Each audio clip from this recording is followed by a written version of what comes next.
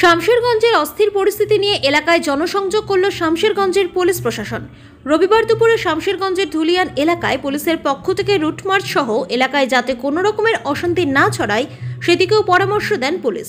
এদিন শামশেরগঞ্জের অন্যতম পরিচিত মুখ এসআই মোহাম্মদ শাহজাহানকে রাস্তায় নেমে জনসংযোগ করতে দেখা যায়। পাশাপাশি জঙ্গিপুরের সাংসদ খলিলুর রহমান ও দক্ষিণ মালদা সাংসদ ঈশা খান চৌধুরী শান্তি শৃঙ্খলা বজায় রাখার বার্তা দেন সকলে। গুজবে কান দেবেন না, পুলিশের উপর ভরসা রাখুন, এলাকায় শান্তি বজায় রাখুন।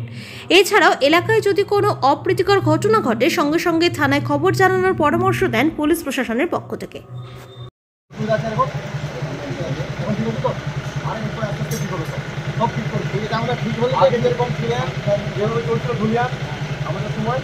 আমরা যেভাবে দেখি শান্তি ওভাবেই চাই। খুব সমস্যা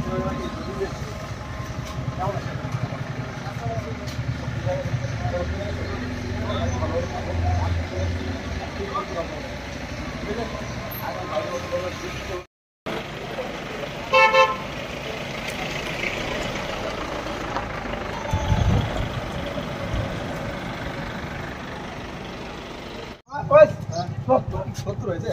আমার বাবার তো ভাত তো আপনার থেকে বেশি ভালো দেখছি যে খাবার এত বেড়ে গেছে, ঠিকঠাক আছে।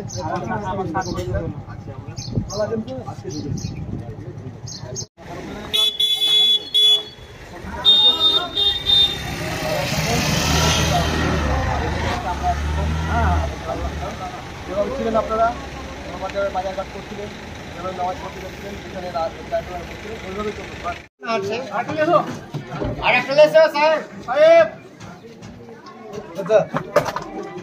শামশেরগঞ্জে আমরা গত পরশুদিন বিকেল থেকে সন্ধ্যা থেকে আমরা দেখছি ঘুরছি আর কি।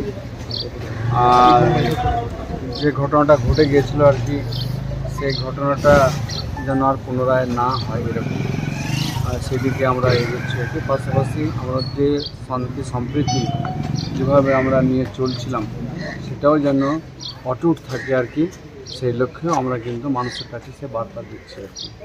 এই মুহূর্তে আমাদের রাজ্য সরকারের যে পুলিশ যেভাবে সক্রিয়তার সঙ্গে যে কাজ করেছে এবং যেভাবে শান্তি ফিরিয়ে নিয়ে এসছে, আমি আমাদের রাজ্যের মুখ্যমন্ত্রী মমতা ব্যানার্জিকে ধন্যবাদ জানাচ্ছি যে তিনি সঠিক সময়ে সমস্ত আমাদের রাজ্যের পুলিশ আধিকারিকদেরকে পাঠিয়ে যে প্ল্যান করে যেভাবে তিনি শৃঙ্খলাকে ফিরিয়ে নিয়ে এসছেন আর যেভাবে শান্তিকে ফিরিয়ে নিয়ে এসছেন, এটা মানে জন্য ওনাকে আমরা সকলেই ধন্যবাদ জানাচ্ছি। কিছু সাংবাদিক একতরফা হয়ে খবর করছে, কি বলবেন? এটা তো আজ নতুন নয়, আমরা বিগত দিন থেকে দেখে আসছি যে কিছু মিডিয়া সেল একতরফাভাবে করে আসছে আর কি। তারা কেন করছে সেটা আপনারাও জানছেন। স্থানীয় মানুষেরা দাবি করছে শান্তি ফিরে আসলে কিন্তু সেন্ট্রাল বাহিনী গুলি চালাচ্ছে বারবার, এ নিয়ে কী বলবেন? দেখুন, সেটা নিয়ে আমরা প্রশাসনের সঙ্গে কথা হচ্ছে আর কি। আপনাদের সাংবাদিকতা করলেও আপনারাও কিন্তু মানুষ, আপনারাও কোনো যদি ক্লু পান, কোনো কানে যদি কিছু খবর আসে আপনারা নিশ্চিতভাবে আমাদের জানাবেন। আমাদের মাথার উপরে প্রশাসন রয়েছে, আমাদের মাথার উপরে মমতা ব্যানার্জি রয়েছেন। আমরা নিশ্চিতভাবে মানুষ যেন ভালো থাকেন, মানুষ যেন শান্তিতে থাকেন, মানুষ যেন নিজ নিজ কর্মের মধ্যে আবদ্ধ থাকেন, সেই দিকে লক্ষ্য রেখে আমরা মেসেজ দিই। মানুষজন কি আশা দিচ্ছে আপনাকে? মানুষজন কি বলছে আপনাকে? দেখুন, কিছু বাড়িঘর যেগুলো হয়েছে, খুব ক্ষয়ক্ষতি তো হয়েছে আর কি, না হওয়ার নয় আর কি।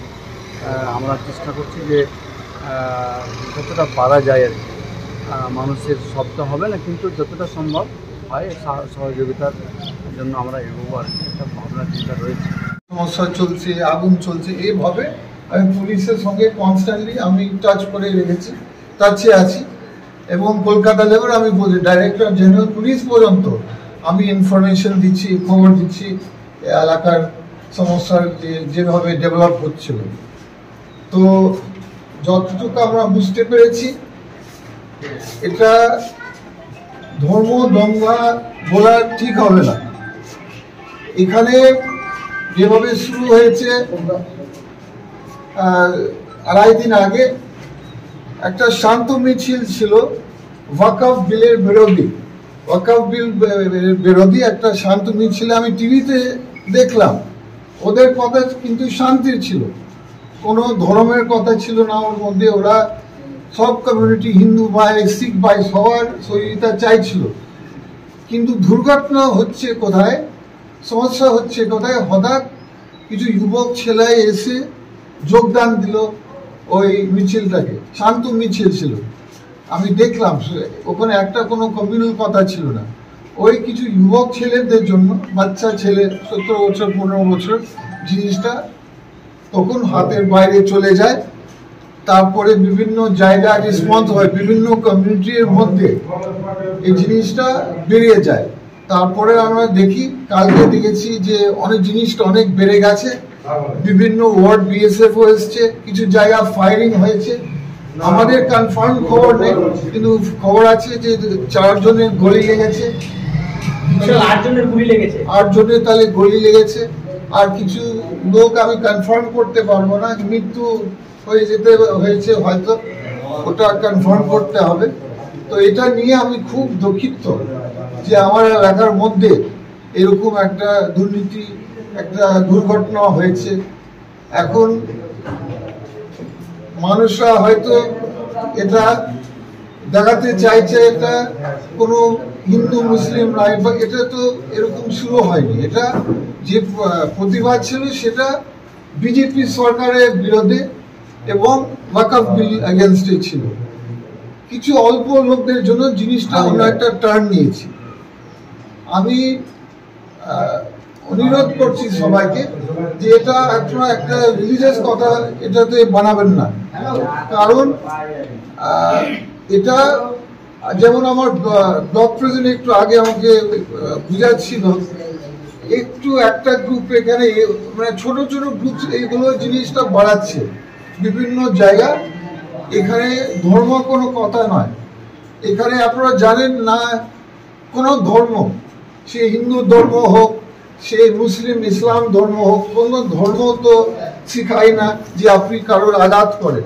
তো এটা ধর্ম সমস্যা আমি বলবো না, কিন্তু আমরা চাই না এটা ধর্ম একটা টার্ন নিয়ে যায়, যে ধর্ম একটা বার্তা চলে যায় যে এটা ধর্মের মধ্যে লড়াই হচ্ছে, এটা ভুল হবে। এবং কিছু পার্টিরা হয়তো চায়, কিছু লোকরা চাইছে যে ভাই ভাইদের মধ্যে, আমাদের ভাইয়ের মধ্যে একটা বিভেদ সৃষ্টি হোক। আমরা বলছি এটা আপনারা কান দিবেন না, আপনি এই বিভেদ সৃষ্টি হতে দেবেন না।